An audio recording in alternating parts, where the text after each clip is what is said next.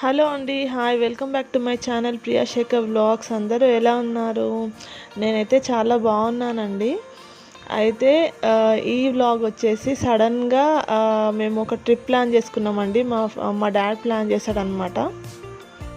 So just night 8 o'clockకి చెప్తే 11:30కి వెళ్ళిపోవాలి, స్టార్ట్ అవుదాం అని చెప్పేసి అన్నాడు. చాలా అర్జెన్సీగా సడన్గా మేము ప్లాన్ చేసుకున్నాం అనమాట. అయితే ట్రిప్ ఎక్కడికి ఏంటి అని చెప్పేసి నేను మీకు ముందు వ్లాగ్లో చెప్తాను.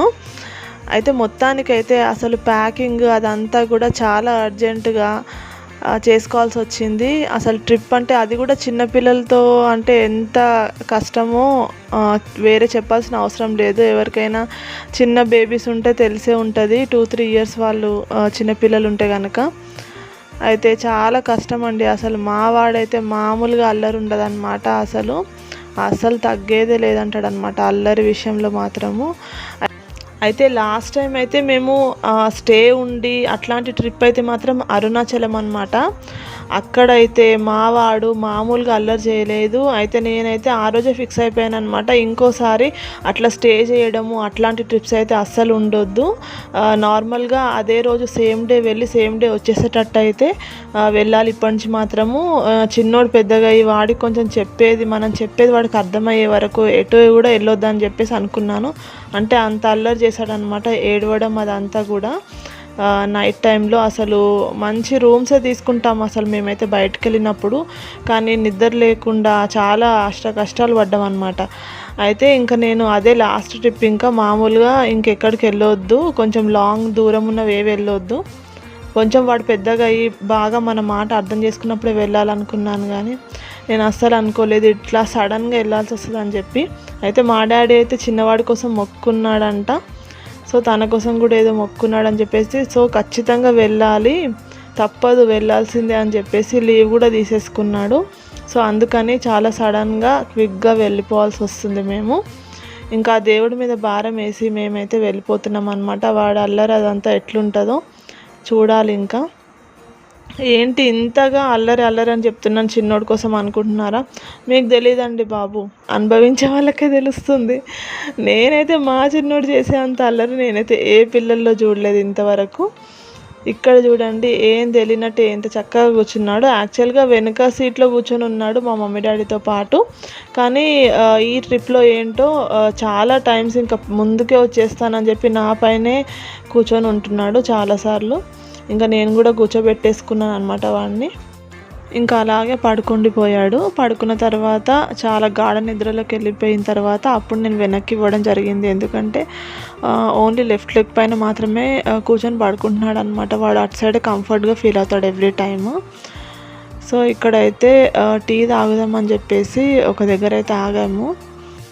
అయితే ఇక్కడ నా బాధ ఏంటంటే నైట్ ట్రిప్స్ ఎటైనా వెళ్తే డ్రైవింగ్ సీట్ పక్కన కూర్చున్న వాళ్ళకి నిద్ర వస్తేనంట, పడుకుంటే డ్రైవింగ్ చేసే వాళ్ళకి కూడా నిద్ర వస్తుందంట. ఈ విషయంలో అయితే మా హస్బెండ్కి నాకు ప్రతిసారి గొడవ అవుతుంది అనమాట, ఒక చిన్నపాటి గొడవ అనమాట. ఎందుకంటే ఎంత నిద్ర ఆపుకున్నా నాకేమో ఆగదు. ఆ టైంలో నిద్రపోయే టైం కదండి, కాబట్టి ఇంకా బండి కూడా మంచిగా ఉయ్యాలా ఊగుతూ ఉంటే ఎవరికి నిద్ర రా చెప్పండి. కానీ అలా డ్రైవింగ్ సీట్ పక్కన కూర్చున్న వాళ్ళు మాత్రం అస్సలు నిద్రపోవద్దంట. అదైతే చాలా డేంజరస్ నిజంగానే. ఎందుకంటే డ్రైవింగ్ చేసే వాళ్ళకి ఏదో ఒకటి మాట్లాడుతూ అట్లా కూర్చుంటే బాగుంటుంది అనమాట. సో ఈసారి మాత్రం నేను చాలా ఆపుకున్నాను నిద్రని. ఏదో ఒక స్నాక్స్ తినడము, లేకపోతే అక్కడక్కడ టీ తాగడం కోసం ఆగడము, ఏదో ఒక డిస్కషన్ తీసి కావాలని ఏదో ఒకటి మాట్లాడడము, ఇట్లా ఈ విధంగా చేసుకుంటూ చాలా కష్టపడి అసలు నిద్ర సరిగ్గా పోలేదన్నమాట. అయితే మా చిన్నోడు ఇందాక టీ స్టాల్ దగ్గర ఆగకముందు పడుకొని ఉన్నాడు. అయితే అక్కడ లేచాడనమాట, ఒక నిద్ర అయిపోయింది. మళ్ళీ ఇప్పుడు పడుకోవడానికి ట్రై చేస్తున్నాడు చూడండి. సో ఇట్లా మళ్ళీ నాతో పాటే ముందే కూర్చుండిపోయాడు అనమాట. యాక్చువల్గా వెనకాల కూర్చుంటే ఏంటంటే వాడు కూడా కంఫర్ట్గా సీట్లో కూర్చొని ఉంటాడు కదా, కాబట్టి అట్లా బాగుంటుందని చెప్పేసి మేము అనుకుంటాము. కానీ వాడైతే నా పైన కూర్చుంటేనే కంఫర్ట్గా ఫీల్ అవుతాడు. ఇంకా స్పెషల్గా ఏంటంటే చిన్నపిల్లల్ని ట్రావెలింగ్ ఎటైనా తీసుకెళ్ళినప్పుడు వాళ్ళని ప్రశాంతంగా కంఫర్ట్గా, వాళ్ళకి ఎంత కంఫర్ట్ లెవెల్స్ ఎలా అయితే ఉంటాయో దాన్ని మనం ఫుల్ఫిల్ చేస్తేనే మనని ప్రశాంతంగా ఉండనిస్తారు, లేకపోతే ఉండనివ్వరు. కాబట్టి వాళ్ళకి ఎట్లా నచ్చితే అట్లా అనుకూలంగా ఉండడమే బెస్ట్. లేదంటే ఏడ్చి అదంతా జరుగుతుందన్నమాట. మనం అదంతా హ్యాండిల్ అయితే చేయలేము ఈ జర్నీస్లో. నైట్లో అయితే ఇలా లాంగ్ డ్రైవ్స్ అయితే చాలా బాగుంటాయండి.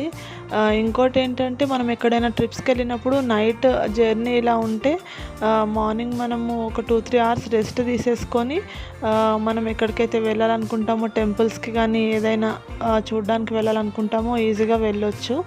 అట్లా మనకు టైం కూడా సేవ్ అవుతుంది. ఇంకోటి నైట్ జర్నీస్ చేస్తే ఏంటంటే కొంచెం సేఫ్గా కనుక మనం వెళ్ళగలిగితే ట్రాఫిక్ అనేది లేకుండా ఈజీగా వెళ్ళిపోతాము. ఇక్కడ చూడండి ఆల్రెడీ మార్నింగ్ అయిపోయింది.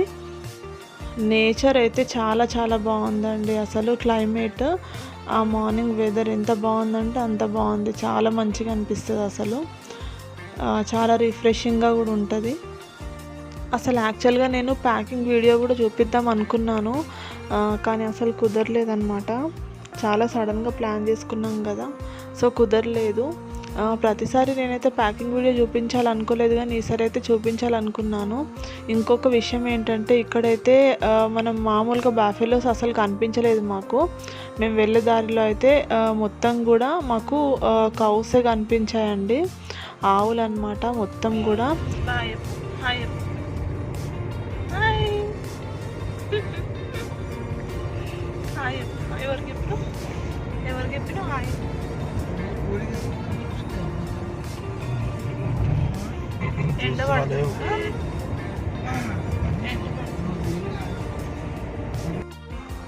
చూడండి గ్రీనరీ అయితే మాత్రం ఎంత బాగుందో.